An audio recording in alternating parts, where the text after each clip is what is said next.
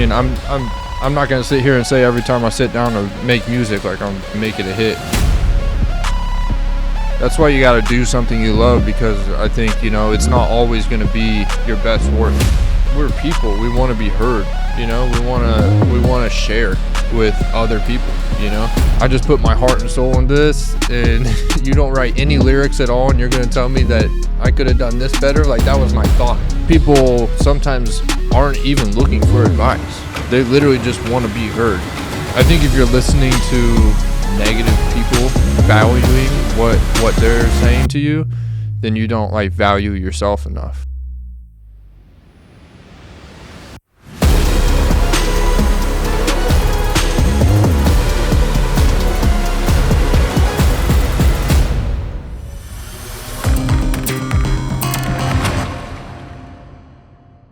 Yeah, man.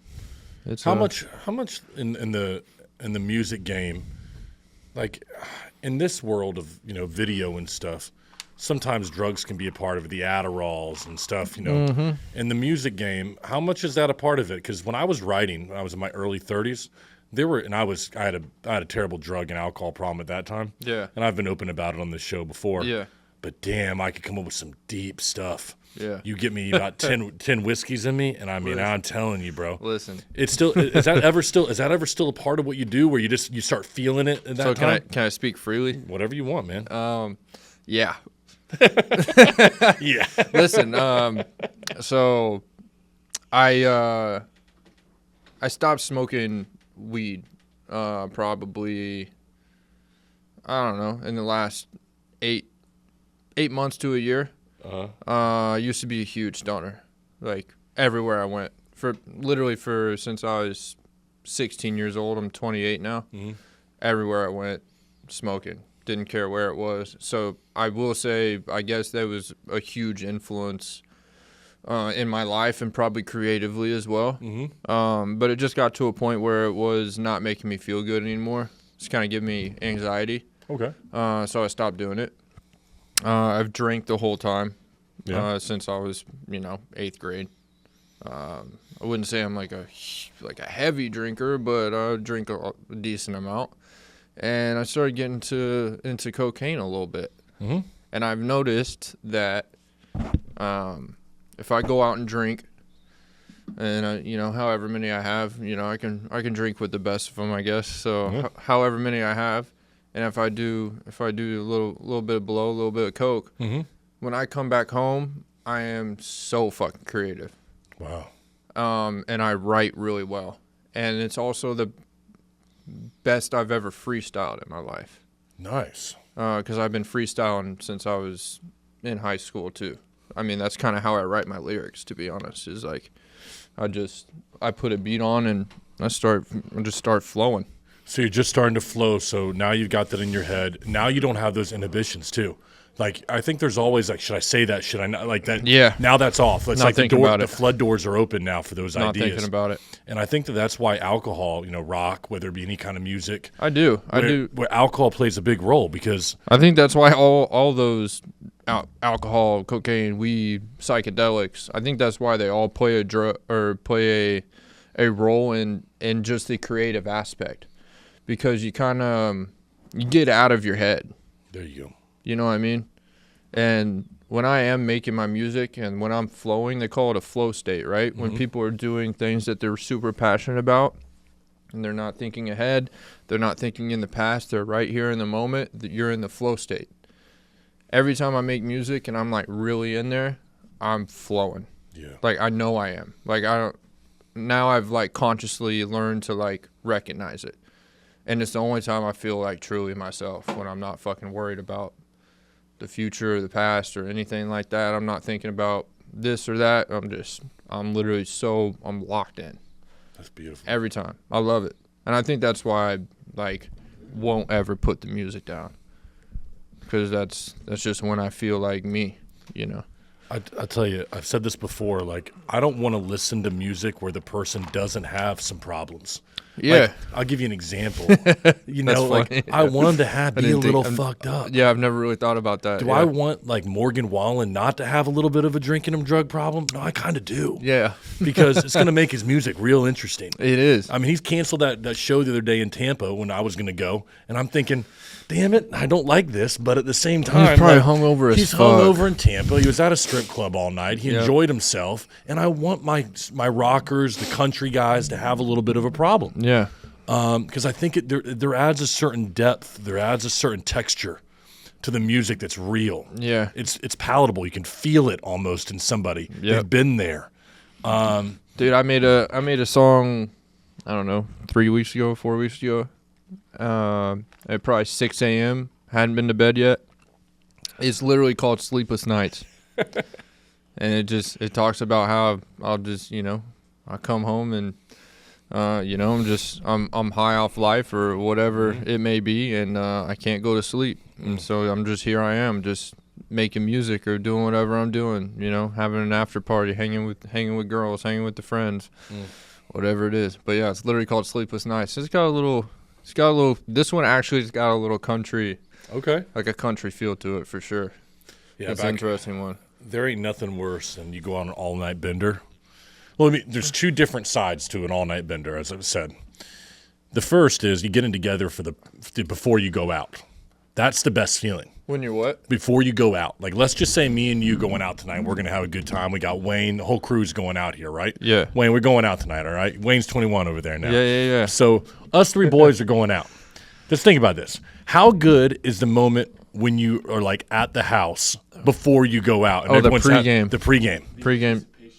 Optimistic. Everybody's feeling good, right? Oh, yeah. The night's going to be a great night. Always. Then you got the after. Yep. Everyone's still kind of feeling good at the after, but then you can get a quick dive at around, when people start going home and it's like, oh, Yeah. shoot, all that optimism is down the drain. Yep. So I always say, like, you could have the same thing. You could have that pre-party and about to go out with the boys, and then you could have that after at the exact same place. You could have a whole array of emotions in about 6 to 7 hours. Whole different vibe. A whole different vibe. Yeah. But there is nothing more optimistic than about right before you go out. Mm-hmm. And now, like, man, it's going to be a good night. Mm-hmm. We have a good one out here, guys. And then you're going out to feel it. I love that. I think, but I also, I'm very big on the law of attraction. So I think you cultivate that night in that pregame. Good. Okay. You know what I mean? Like how you guys feel about how the night is gonna go, and like the energy you bring into it with anything. Whether it's fucking going out with the guys or, your work day or whatever it is. I think that's why like you probably have a fucking great night is because you guys are excited and you're like cultivating that energy to fucking carry with you.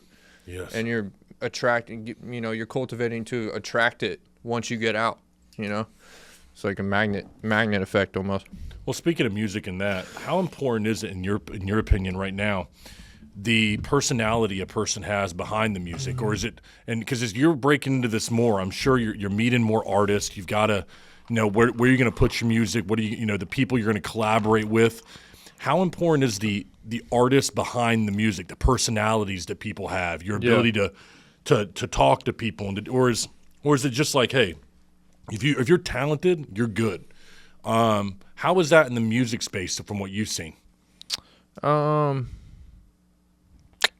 I think it's a little bit of both. For me, I feel like my favorite artists that I really gravitate to are people who do show their personalities and have like other avenues where you can see them and it's not just their music. Like Post Malone, you can watch videos from him and interacting with other people or interviews or whatever, hot ones, and you can just tell he's like a good fucking dude, and he's just goofy as hell, and he's he just happened to be amazing at making music, and this is just what he does.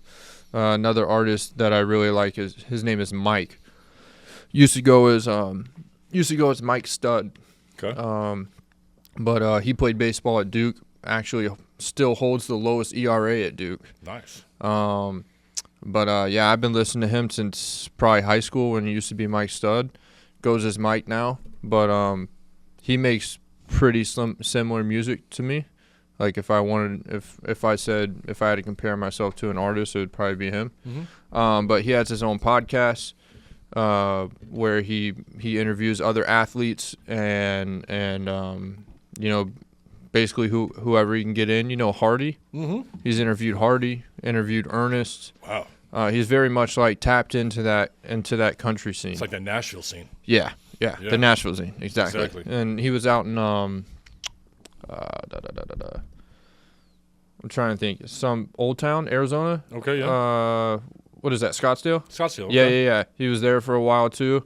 So he's kind of like L.A., Scottsdale, Nashville, very tapped into those scenes and the people that go there.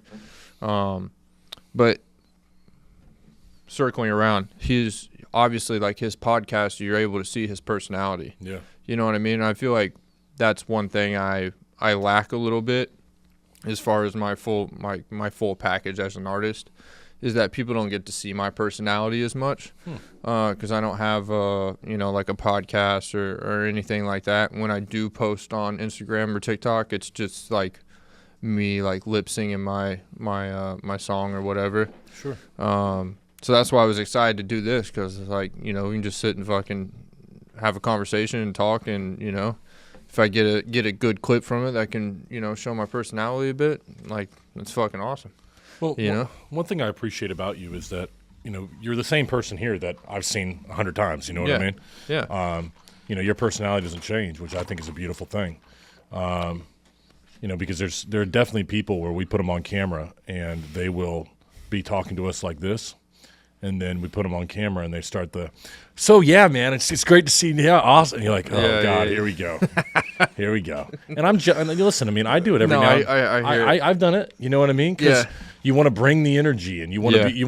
And nowadays, everything is just about the clicks. We deal with it in the media side. It's that it's how are you going to get hook them, get their attention, keep their attention, make it controversial. But Russell over here said something just yesterday about negativity. And it's just everything is negative. Yeah. There's no positive, it seems like, anymore. Well, that's what gets the most views. That's the problem. Shit that's like controversial and negative or whatever the hell. And especially now with the political races, and we're not going to get into politics, please. No. But, like, that shit is just everywhere. And most of the time it's negative, whether it's on his side, their side, whatever it is. It's just all negative. Yeah. And people talking shit about someone else. God, and it's like, I don't know. I've never been that way. I would rather just sit and have a positive conversation and build others up around me. You ask any of my really good friends, I feel like that's probably why, they're friends with me, or one of the qualities, I guess, that they like about me is that, I'm always been a super positive guy and kind of go with the flow. And one of the things I like about you is every time I see you, man, it puts me in a better mood. You walk up, give a little hug. How you doing? Yeah, man. You give a shit. And you're one of those people that you have a rare talent, and it's rare. I mean this, what I'm about to say. Yeah. And I wish more people had it, including myself. You ask how somebody is doing, and you actually care about the answer. Yeah. Okay? Yeah. Because you're not looking for, hey, how you doing? Good, man. All right, see you later. Sounds good. All right. Right. Later. I tend to be that individual where I kind of do a little word salad. I go, hey, how you doing? Good. Oh, awesome. Right. Great. Okay. You genuinely care. You're actually like, okay, how are you? Like, what's going on in your life? And you'll ask that follow-up question. Not a lot of people do that. Yeah. But you always do. That. No, you do. You walk up to people and hey, man, I watch you. And you every time you sit there and you ask a follow-up question. What about this? What's going on with that? You tell me about that. Yeah. Because you're not just trying to get past them to say something. Nah. Yeah. You're genuinely caring about what their answer is. Right. That's not normal nowadays. People are just, it's a rare thing. Yeah. Well, I appreciate that. That you notice that, man. You do. And yeah, I don't know. I think I've always prided myself off of being genuine. And like I could always spot a fake from a mile away. Like someone who just has that fake energy, or just, they act. What my grandma used to call my friend Jacob and Eddie Haskell. You know who that is? Yeah, I know it is. Yeah. Or they like act one way in Yep. front of you, and then they turn around and talk shit, or just like act a totally different way. Kind of like being Two-Face, I guess. But I don't know. And I think alluding to what you said about me, like actually listening to like what they say, I think I actually made a conscious change to do that when I started working in the service industry. Because I'd see the same people every day with like at work and stuff. You know, some certain coworkers I would talk to a lot. Certain coworkers maybe I wouldn't, but I would always say hi. You know, I'm always saying hi. So I was like, if I'm gonna actually ask them how they are, like I'm gonna at least stop for 2 minutes of my life and fucking listen if they want to say something. Sometimes they don't. You know, sometimes they just say, "Oh yeah, I'm good." I'm like, okay. It's good to hear. Good to hear that you're good, you know? But if they actually, you know, want to talk about, you know, what they got going on or something, I'm going to sit there and listen. I think it's so profound. I don't think you understand how profound what you just said is. So let me give you an example. I think everybody asks the question, how are you doing? How many times, and everyone says, good or fine. People always say that, right? Right. But Every time. But isn't it amazing? I've tried this, and it's a thought experiment for people out there. Ask them again, but ask them more intently. And you go, really, how are you doing? You'll be amazed at then what people say. The next answer. Right. Actually, I'm going through a divorce. I'm doing this and that. And that. They're going to load this shit then. All the time. Yep. You see this too. You know what I mean? Oh, yeah. Somebody will sit down and they'll, you know, hey, man, how you doing, Pat? And I'm like, all right. 10 minutes later, I'm like, bro, I got this going on. I got this, got that. You know what I mean? And people they kind of go through the motions, but they're like dying. Oh, yeah. To just open up to somebody who will just listen to them. We're people. We want to be heard. You know, we want to share with other people, you know? Yep. But, you know, I don't think a lot of people, you know, give you that opportunity to share. Because, you know, everybody's got their own shit going on. Like, that's so obvious. Like, you know what I mean?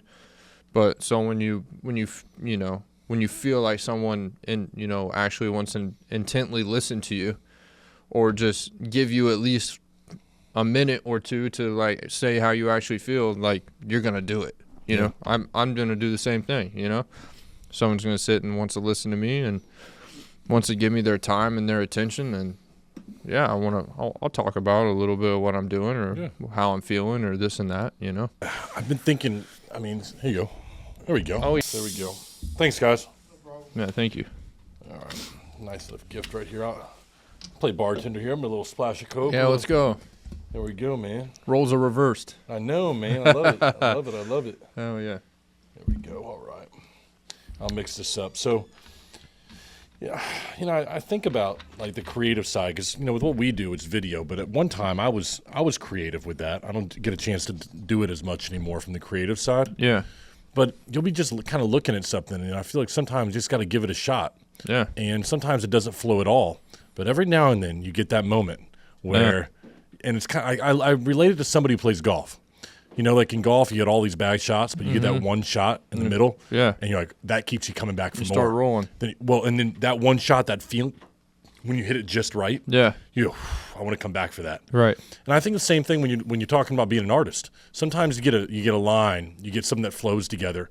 You get it in our world, you get video, something that flow, and you're like, wow, that really worked well together. How those people spoke and the way that their words came together, and you're like, I get it. There's a cultivates. there's a feeling that you get with that thing. Yep. And that's real. You feel that. Oh yeah. It does, like you said, it doesn't happen every single time. No. You know, but it's like that's why you gotta do something you love, because I think, you know, it's not always gonna be, you know, the best or like your best work. But if you're passionate about it, like you said with golf, you're gonna come back for that good, how you felt that ball come off the iron or whatever. It felt good, you know, and that's what you're gonna come back for. So, yeah, I mean, I'm not gonna sit here and say every time I sit down to make music like I'm making a hit, or you know, like I'm having a full song come out. Like there's times where I'll sit down and I'll start writing and creating, and I'll have basically like a full song or at least a skeleton of a song in an hour and a half, 2 hours. That's awesome. Then there's other times where I'll sit down and I'll have 2 lines in 2 hours. You ever hear the story of Rocky? You know Rocky Balboa? Yeah. Sylvester Stallone, a lot of people don't realize, wrote Rocky Balboa. The whole like the actual movie. Yeah. Oh, okay. I didn't know that actually. Okay. Oh, cheers. Cheers, by the man. way. Cheers. Yes, Cheers. sir. So, Sylvester Stallone writes the damn thing. Yeah. Writes it in 24 hours. All right? 24 hours. You can look this up. Sylvester Stallone writes Like Rocky. the script. The script. That's crazy. Imagine that. He watches a Muhammad Ali fight. All right? And Tony Robbins tells the story beautifully. If anyone wants to look for it online. Yeah. And so he watches Muhammad Ali just kill this dude. Yeah. Just blunt force trauma to this guy's face. But he keeps coming back for more. And so he sees this, and the idea pops into his head, and he just starts going at it. And literally he describes in 24 hours, he puts the pen, and he's like, that's it. I got the story right here. Right. But then he goes around, and he's like, I'm going to be Rocky Balboa. And he starts pitching his idea. He's a writer. And they're like, everyone turns it down hundreds of times. Has he had a movie Not at that one. point yet? Nope. Okay. Nothing. So He's he's not even an nobody. actor. Okay. He had been in one movie where basically he was beat up. He was like played a guy who gets his ass kicked. And Like an extra type thing? correct. And the Okay. reason he had gotten his ass kicked at that time was because nobody liked him. They hated the fact that he was so persistent and that he sounded so weird because he had that weird Yeah. voice. And they're Yeah. like, you're not an actor. Like people just wanted to get rid of him. So they made the only role he'd had was getting his ass kicked. On purpose. Correct. And they put him in there for that. He Like, knew almost it. like a bullying thing from Like- the industry type correct. thing. Yeah. So he writes this movie, That's pitches crazy. it. Comeback story. Everybody tells him no. Then he gets offered $375,000, and he's dirt poor. Nothing. Wife leaving him. He had to pawn his own dog. Damn. The dog you see in Rocky, the first one, Yeah. is his real dog, Butkus, who, before he gets the deal for Rocky, he had to pawn his dog for $15 at the convenience store. He sold his dog to an old man. That's how poor this guy just was. eat or some to just shit. eat, to just get something. He had no money.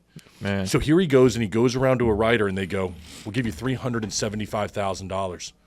At first, it was $125,000, I want to say, and then to check me on the numbers, but then it was $375,000, and he still turns it down because they won't let him play Rocky. Damn. And he's like, "I'm Rocky. I'm not selling you my script unless I'm Rocky."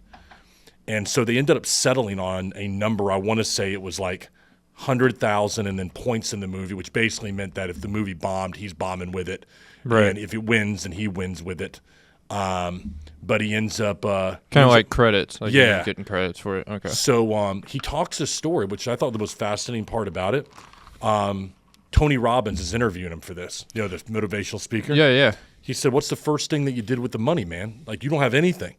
He goes, "I go back to the convenience store, and I wait 3 days for that guy to come back With my dog. with my damn dog." And he goes, finally, he comes back. I would have done the same fucking thing. He ends up, he's like, "Hey, man, I want my dog back." He goes, "Sorry, I'm not giving you your dog back." He goes, "I'll give you $100. You paid Well, he's Rocky. He's going to beat his ass then. Well, right. So he goes, no, $500, no, $1,000, no. And he's like, "Well, what did you end up on?" Like Tony Robbins goes, $5,000 in a spot in the movie. So if you go watch the movie, the shop, Adrian works in a convenience store. His Yeah. soon to be wife. Yeah. When she walks in the door, she's got a boss who's behind the counter. Yeah. That's the guy. The dog in the movie is his real dog, Butkus. And that was the guy he sold the dog to. He had to give him a part in the movie. That's insane. Yeah. 24 hours to write Rocky. That's crazy. Yeah. It just, I mean, I don't know. When you get out of your own way and just let it happen, but then that's like, you know, he had the story, but he had to like, you know, 100. He had to go through 100 no's before he got one yes. You know what I mean? Yeah. Like he didn't just write it and then just like it was. You So- know, he had to fight for that shit, which is really cool. Well, talk to me about, like, somebody who doesn't know music like me. I understand the creative process. We take the videos and stuff, but how do you take this, like, this idea, which isn't even an idea right now, but maybe something happens? Is it like a spark goes off in your head and you're like, oh, boom, like, I need to put this into words, and you just start writing it down? Is it like an experience that you have and then it happens to you? What's your process like when you create? I think it happens in both those ways. Yeah. Sometimes I think I'm a very observant person of myself and like everything else going on around me.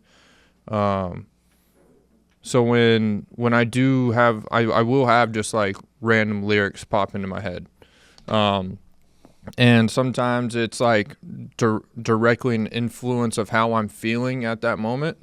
And sometimes it's, it's influenced by something I maybe felt a way I felt 6 months ago, or something I observed somebody else do, or this or that. So it's, I heard this quote from, I don't even know who it's from. Like, I can't like coin it or whatever, but they said, like, when you're praying, you're talking to God, and intuition is like God talking back to you.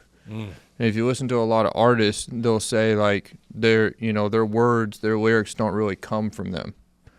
Yeah. They just kind of spawn. Like, and I think a lot of the best ideas that people have, like these crazy ideas, or or these like things like, I'm just gonna go do that, and I'm gonna go try it. I think that's your intuition. I think that's a higher power, like, kind of guiding you, giving you that kind of direction. And whether you choose to, act on that intuition or that feeling or that lyric or whatever is kind of your willpower. How would you describe your music, man? Because I mean, I was trying to describe it to the crew here before you arrived. It's not country in the traditional sense of country. Definitely not. No. No, but you have a country vibe to you. A little bit, yeah. Well, I'm from Indiana, so I grew up listening to country. Yeah.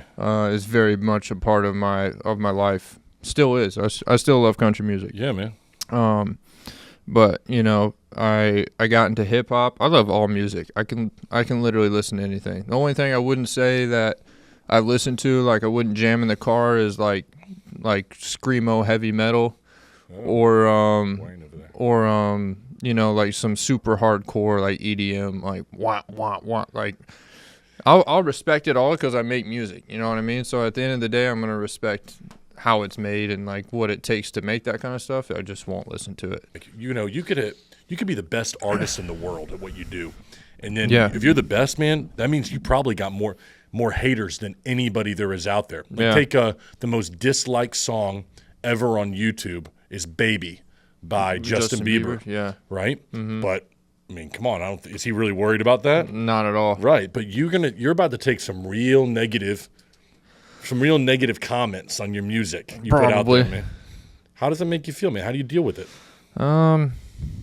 It doesn't, I don't know. I mean, obviously I'm not on a level where I have, thousands and thousands of people commenting like negative shit on my Instagram or anything like that. So I can't really speak, to that as how I would feel. I would like to say it wouldn't bother me. I would like to say I wouldn't look at it. Yeah. Because I've never been a huge like social media guy. Like, I don't get my satisfaction and my happiness off of Instagram followers and this and that. I'm kind of an old soul when it comes to that. Yeah. Only reason I'm on social media, I think, is because I make music and I know that it's necessary for me to grow my artistry and for people to see my music. But I think if you're listening to negative people and you're like valuing what they're saying to you, then you don't like value yourself enough. You know what I mean? Like why are you gonna let somebody else's opinion, of you, probably who you don't even know, and they don't know you as like a real as a real person, like why? That shit it doesn't make any sense to me. Can I tell you why I think? Why is that? I tell you, the only time I think it bothers you is when it's true. Exactly. that's the key. See, I think, I've got, when we put out all these videos and stuff, we'll get some characters on there who will say some shit. And I'm only bothered when it's true. Mm-hmm. Yeah. And I think I would be too. Like, they're calling me out for what I like. All right, he's got maybe. I don't like the fact he's doing it, and it may be something that like not the public, like people in the public know or something, but maybe something subconsciously that you deal with, or that you deal with in the shadows with yourself. I think that's true. Yeah, but if that person doesn't know you and you don't know that person, you gotta you kind of gotta let it go in one ear and out the other type thing. So if I was in music, you gotta at least try, because if you paid so much attention to that shit, then you're just gonna waste a lot of valuable energy on where you could put it elsewhere positively, whether that's to yourself or your passion or whatever. I just think about if I was making music, and let's just say there's two parts to the music. You got the beat, right behind, and then you got lyrics. Okay, I'm just going to break this down like a fifth grader for me. All right. Well, let's just say you had a hard beat and it was great, it was good, and it was solid. Yeah. And then you knew that, and then you slacked on lyrics. Right. Let's just say you man, I thought I had something really good here, but then over here I slacked. Yeah. And then somebody called you out and hey man, you crushed it with that, but damn, you wasted our time with that. You could have come up with so much of a better hook. You had it, and then that would bother me, because I would look at it and go, yeah, he's right. That's the kind of stuff that I'm like, okay. It's going to get to me, but not in a way that I'm pissed off with that person. Right. I'm pissed off with myself because what they're saying is true. Yeah. And that to me is the price of being an artist at times. No, yeah. I 1,000% agree with you. I've literally had that happen with my own friends, and I had a little bit of a collective probably 3 years ago. It was about 5 of us. We all lived in a house in Oviedo, all made music. We're trying to start, well, we did start a business. We just didn't see it through, but we were trying to start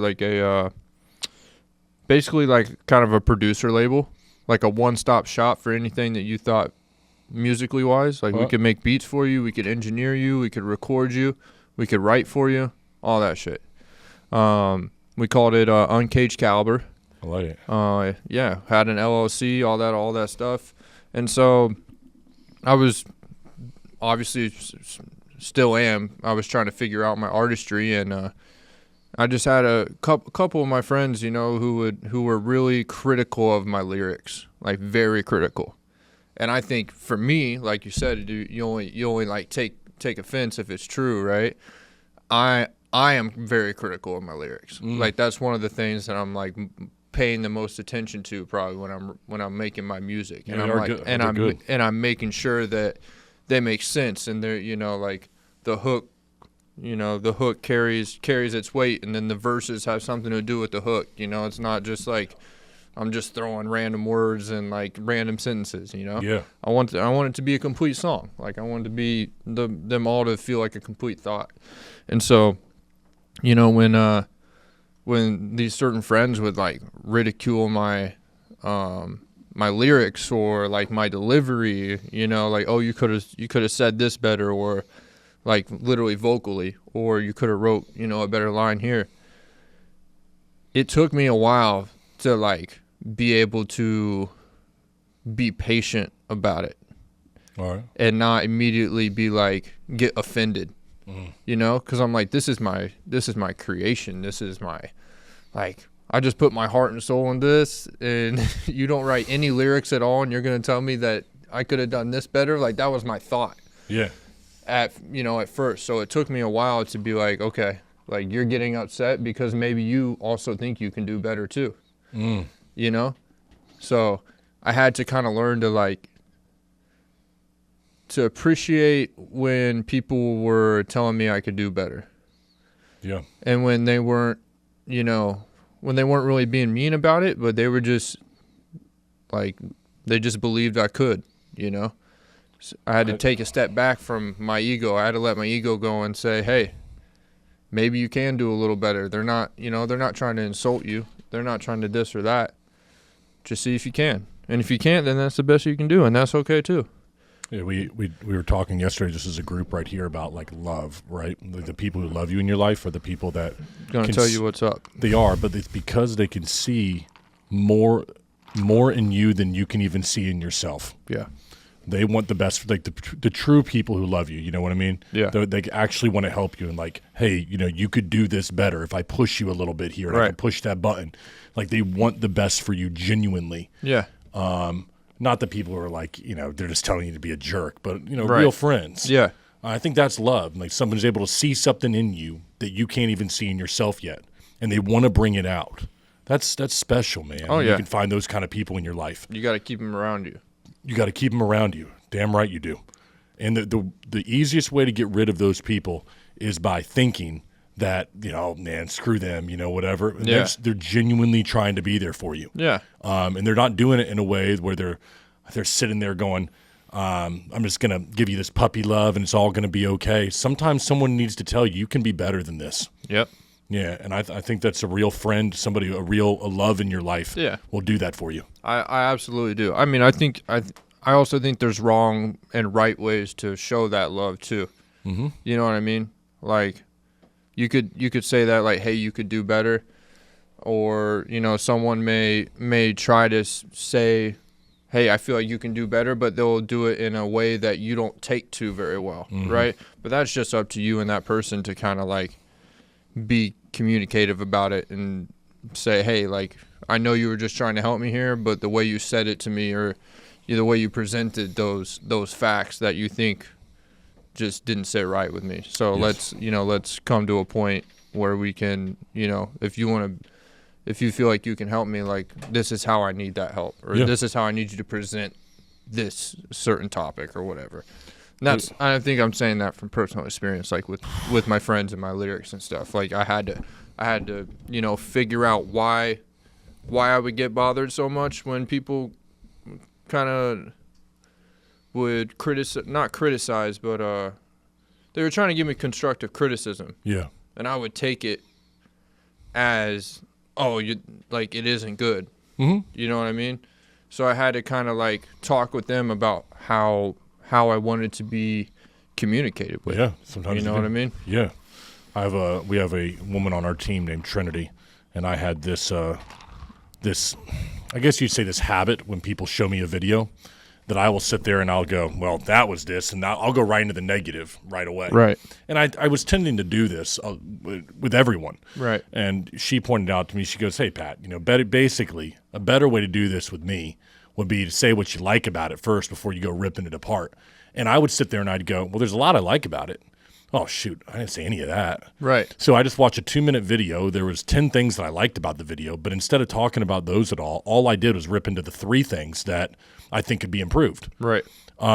And so like you say, I think you got to talk to somebody about how you want to be communicated with so that you can get what you want. Both people can get what they want. Exactly. One person can help the other person can receive the help that they need or they want. And then everybody walks away feeling like they're pretty good. Yep. But I fell into that trap, and it was a good reminder for me because I was like, yeah, damn, you're right. Yeah. And I have a tendency to do that. Right. Where I just kind of, this, and this. It's like, well, I mean, there's a lot that's good. Yeah. You can focus on that too. It doesn't always have to be negative. You know, one thing that reminds me, you were talking a minute ago about your songs having a complete thought, right? Mm-hmm. You showed me some lyrics, and the reason this comes to my mind is one of my favorite songs in the 90s was 3 a.m. Matchbox 20. Yeah. All right. We talked. We talked about the backstory of that song. So that's what comes to my mind right now because I was watching just yesterday. I was here in the office by myself, and I had the speaker up here, and I was kind of blaring it. This is like 6 o'clock last night, so there's no one else here, right? Right. And that live version came on, and he's talking about how came up with that song, but a lot of it has different lyrics for different people. When you're writing, does that ever happen to you where you think to yourself, this is going to have a meaning for myself, but it could have a different meaning for somebody else who might be listening? It could be a different point in their life, something that they take away from it that I'm not taking away from it now. Does it ever occur to you like that? For the moment, and since I've been making my music and writing it, a lot of it is me, like, I write it very literally, and it's like, it's about me and what I'm going through. And, but I think, though, even though I say that, I've had people say, hey, like, this song, like, really resonated with me. I really liked what you said here, this and that. You know, I have a song called Soul Searching, which is just, you know, about kind of, like, getting to know yourself and going through certain battles and doing what you can to make sure you're you know, kind of feeding your soul, like feeding that, like, fire that you live for, you know.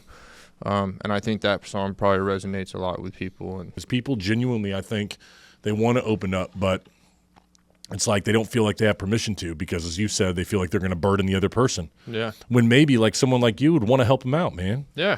Hey, maybe I can help you, you know? Just nothing else I can listen. Or at least listen, you know? Yeah. Because I feel like some people sometimes aren't even looking for advice. No. They literally just want to be heard. Yep. You know? They just want to get it out. So it's not inside them anymore, you know? I heard this other day, like, one of the craziest things about, because, Russell, we were talking about anxiety, right? We're talking off camera about anxiety. And then Ed Milet had a big podcast about this. And that, how crazy is it? Think about this logically. When you have anxiety about an upcoming thing that could happen, let's just say, I'm going to use an extreme example for the audience. Let's just say you had a trial against you for a DUI. I've never had one, but let's just say you did. I have. Okay. So Unfortunately, I you have. got a trial coming up for a DUI. Yeah. And this is how anxiety works and how crazy it is in our heads. You playing it over and over again in your head. What happens if I'm guilty? What happens if I have to go to jail? What happens if I have to do this? All these different scenarios. And you've played them over in your head hundreds of times, right?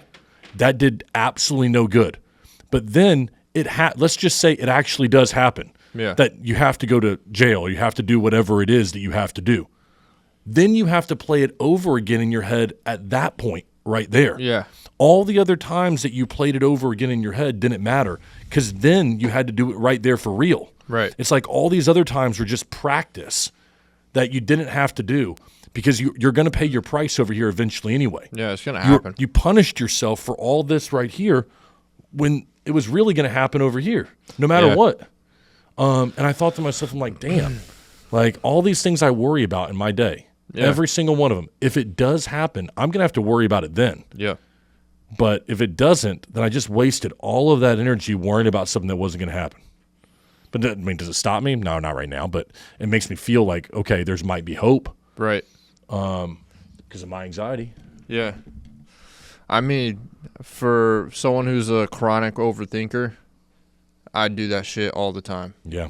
You know, where I'm just sitting worrying about something, you know, and most of the time, and this goes for, like, literally anything. Most of the time, it's never, like, what you build up in your head, like that scenario you build up in your head for that you're worrying about is never as bad in reality. Or as good. Or as good, exactly. Yeah. So it's like, and I think that's why, you know, like I said, being in the moment, when you know, being in that flow state, being in the moment, you're not thinking about here nor there. You're not thinking about the past, because the past is depression and the future is anxiety, right? Right. Yeah. You're dwelling in the past. You're depressed about, you know, decisions you have made up until this point, that for reasons why, you know, you're not in certain places, or you are in certain places that you are. And then anxiety is worrying about the future, worrying about what's going to happen in you know, the next moments of your life. But when you're just right here, you know, appreciating the moment with the people around you, with the things that you can see, with your beating heart, all that shit, like, you literally have nothing to worry about. And I think it's I say that, but I think it's so hard to do that. Like, I think it doesn't just happen. Like, I think you have to, like, consciously put yourself in the moment and, you know, be grateful for what you got and, like, do it all the time. I take that to another extreme. Is that the other day I almost got last few months I've gotten some bad news about my health, but I almost got some really bad news the other day. And so I was sitting there, I thought it was going to be bad. Yeah. Okay. And I'm sitting there having lunch and I'm waiting for the call from a doctor. And basically I got the call, and then the nurse said the doctor's going to call me. And I was like, I know why this is. It's bad. Yeah. He's got to tell me some things that are not going to be good right here. That's why she can't tell me the results. All right, not an STD thing. Worse than that. Okay. Yeah. But this is going to be bad. And at that moment, I was like, I had already now played it in my head that the bad news had come. Right. And it didn't end up being that way, and that's positive. But isn't it amazing in that moment right there where I thought I was going to get the bad news and I felt it? I was wishing for the time 10 minutes before when I wasn't going to get the bad news. I was like, I wish I could just go back to then, and I wasn't happy then either. Yeah. Right? Like, because I started thinking, man, if these problems I have now if this comes back like I thought it was going to come back, these are real problems. I'll pray that the problems I had 10 minutes ago. Right. And I wasn't living in that moment either. Nope. It's hard. It's a hard, like, when I say it, it's like, I think it's a hard thing to do. But I think there's things that you can do that'll get you closer to doing it most of the time. You know? But I think some people talk about being thankful. For me, I look at it like, what if you just imagine the worst thing you could imagine right now? What if you imagine that you went home and on the way home you got in a terrible car wreck? Yeah. You would be praying for the problems you have currently right now. Literally right now. Right now. Yeah. So yeah, that could happen to any one of us. You could go out and something terrible could happen to you Yeah. in 30 minutes from right now. We could leave this podcast. And with the problems that I have now that I'm dreading to deal with later on in the night or whatever else, I would sit there and go, God, if I could only have those problems again. Yeah. Now I've got this one. Mm-hmm. And It's a perspective thing. yeah, because you're not living present in the moment that you Yeah. have right now. Yeah. All I'm doing is worried, anxiety, what's going to come next. I'm trying to achieve something. I haven't gotten there yet. But then if I had something taken away from me, like health, your abilities taken away from you, your legs, you had something, you would, God, I wish I could just go back to that time where I was worried about, whatever video somebody needed or my media company. Because right now we're so busy living in the future, trying, like you said, anxiety. Mm-hmm. Huh. I need to do a better job of that. I think we all do. So But speaking it's of being conscious about it is the first step, so speaking of the future, though, you going out to LA? What are you going to do, man? I'm most likely, yes, going out to LA. Yeah. Probably in January. All right. In January, yep. Much as I want to hate on the place, I have been out there, and it is a creative. It's pretty awesome. Yeah, it's pretty bad. Pretty awesome. I'm thinking I'll be there for like 2 or 3 years, and then I'll go. I feel Nashville calling me as well. So I hear this country vibe in your music. I know. Yeah. I know. It's just. And I've lived in Nashville for 6 months, about 6 months. Actually, we were talking about the DUI. I literally graduated school down here. Was about to move to Nashville. Got a internship at a studio in Nashville to shadow an engineer. And then the Sunday before I was supposed to go, I was supposed to move to Nashville on a Wednesday, pack up all my shit, drive up to Nashville, whatever, yeehaw. The Sunday before that, got my DUI. Tied one on. Yeah. Yeah. Got in a lot of trouble. Yeah, that happened. That was about 6 years ago. Yeah. I learned a lot from it, though. It's.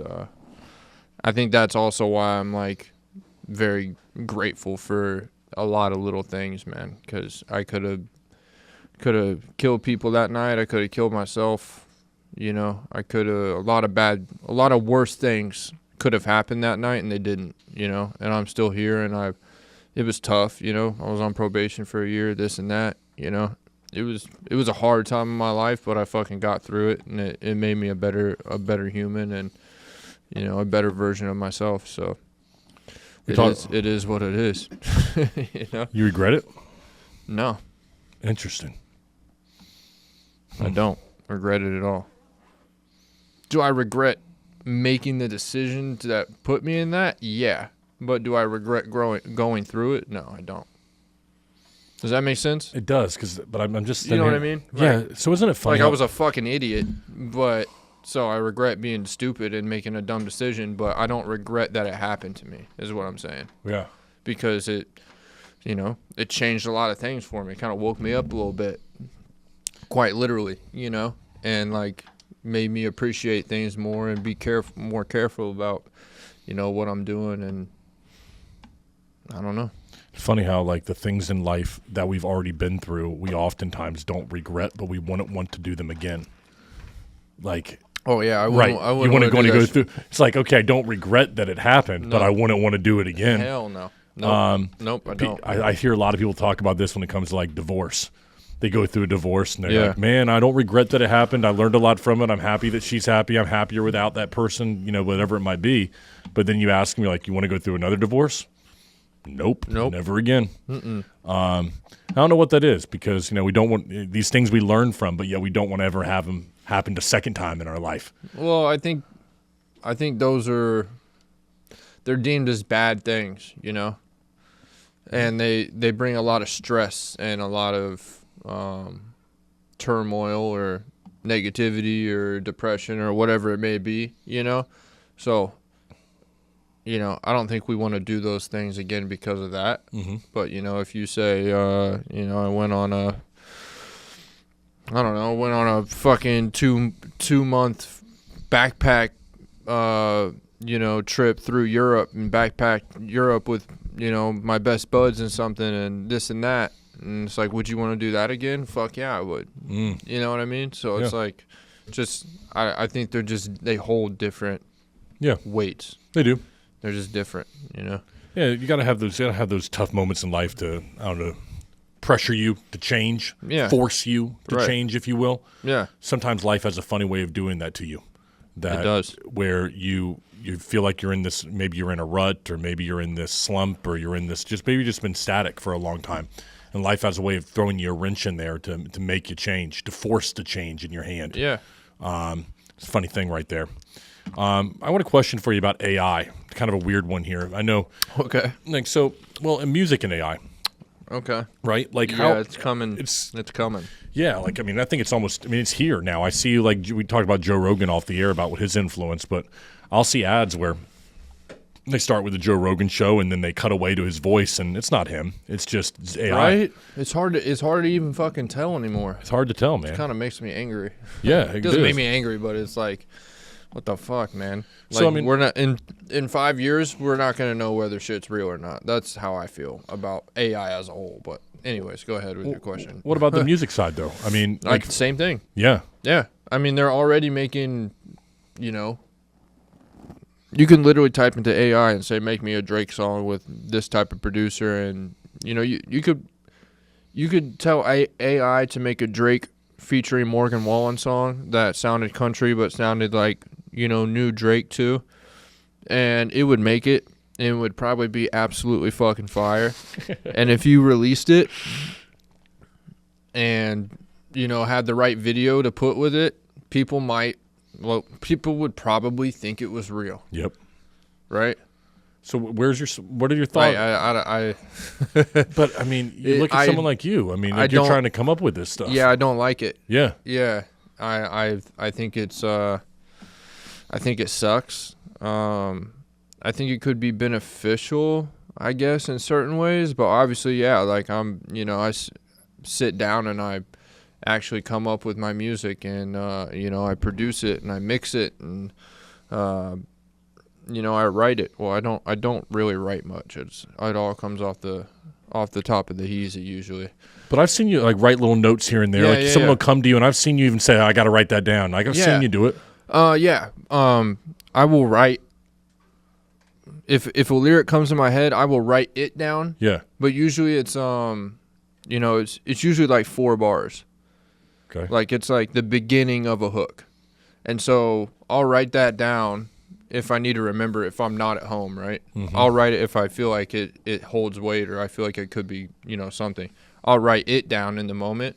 But if I'm at my house, like, and I'm already in my recording, like I got my stuff on and this and that, and the lyrics pop in my head, I'm putting the headphones on, I'm turning the mic on, I'm singing those lyrics that I just came up with into the beat or into my production that I've already made, and I'm mad-libbing it from there. Like I don't write a single word down. So then what are you doing? Listening to that back and trying to figure out something that you said right there that you're like, okay, this sounded right. Are you listening to yourself back after you ad-lib that through? Yeah, I mean, I'm like, I'm coming up with it, and then I'm listening to it back, and then I'm saying, okay, how could I build on that? and then I put another layer to it, and I say, okay, how can I build on these 4 lines, build on that, you know, and whether that's a rhyme or, you know, if I feel like I need to rhyme the next word, or I feel like it needs to break off into a bridge, or, you know, I need to start a verse or whatever. Like I just kind of build on the very first line that pops in my head, and that's just how that's kind of been my creative process for the last probably 2 or 3 years. I love it. I just kind of freestyle. Somebody was saying the other day that, you know, they felt like they were, I don't know, they were talking about being in a rut and that they couldn't create because they were in this, like, in life, they were in this kind of melancholy, kind of cloudy day. They're down and stuff. Yeah. And I think there's a place for that too. I write it. A lot of my best music is sad boy shit. Yes. I don't know. I agree with you. I also feel like music is kind of my therapy, though. Like we said earlier, I don't say a lot. You know, there's some things I just keep down because I don't want to burden people with my problems. But I'll put that shit into the music every day. I love that, man. Yeah, so it's definitely therapeutic for me in certain times, you know. I have a lot of, like, heartbreak songs or just songs where I'm just being all sad boy about a girl or, like, this and that, you know. And they're some of my favorite songs, but it's just, like, it's probably because, like, that's, in that moment, that's how I truly fucking felt. Yeah. And, you know, maybe I feel like I didn't have anybody to tell, or I didn't want to tell anybody. I was embarrassed, but, you know, I'll put it in the music and then I'll put it out for the world to see. So I don't think I'm really embarrassed of it. I think that's just how, you know, God planned it. You know, you would rather talk to his microphone, you know, you'd rather talk behind music, I guess. I don't know. I think the best kind of music is one that you can relate to and a feeling that you thought nobody else had. Yeah. All right. So, like, you hear something in the music and you're like, oh, that guy feels it too. Yep. I thought I was the only one that felt that feeling. Or they capture a feeling that you felt at one time. Yeah. Like, you're talking about, like, you know, sad boy stuff. I think. Yeah. And then you're like, oh, man, I felt that for a girl too. I remember that breakup. And you go back and you, like, you had this nostalgic feeling of how you felt in that moment with that person. And they capture this moment that you had one time in your life. So that's why I say there's a place for that melancholy kind of stuff too. 1,000%. Because everybody's been there. Everybody's there. Yeah, man, that's special. So I gotta end by asking you this, man. I could talk to you in a couple hours, but Yeah. where do you go from here? Now you're talking about LA. You're talking about the music. You just dropped something, and we'll put all the links and everything down below for some of your music. For sure, yeah. And hopefully people check it out. Appreciate it. But where do you go from here? What's next for you? You gonna keep writing? Talk to me. Yeah, man. So I kind of have a plan to drop a song every 3 weeks. Let's call it a month. Drop a song a month, probably for the foreseeable future, because I just keep making songs, and, like, that's all I do other than you know, bartend, to do my thing. So you're consistently always gonna see music coming out for me. Yeah, and I plan on moving to LA in the next year or so. I think in January. I got a couple good friends out there. One's named Tyler Blanchard, who's a big YouTuber now. He moved there with 20,000 subscribers on YouTube. 2 years later, he has over 2 million. Wow. So he's a big inspiration to me, and he just works hard, man. And I want to be around that. And also, like I said, I think one of the things I lack is seeing my personality behind it, and also, like, videos and making videos and things like that. And you know, he was one of the roommates that I was talking about in the house in Oviedo. He didn't make music, but he was on the, you know, obviously creating. But I want to be around that. And then I have another guy out there that I make music with a lot, and he's an insane guitarist, and he's going to school out there for recording arts as well. Same thing I did. So I just want to be around them and see what I can get into. See where I like being new places.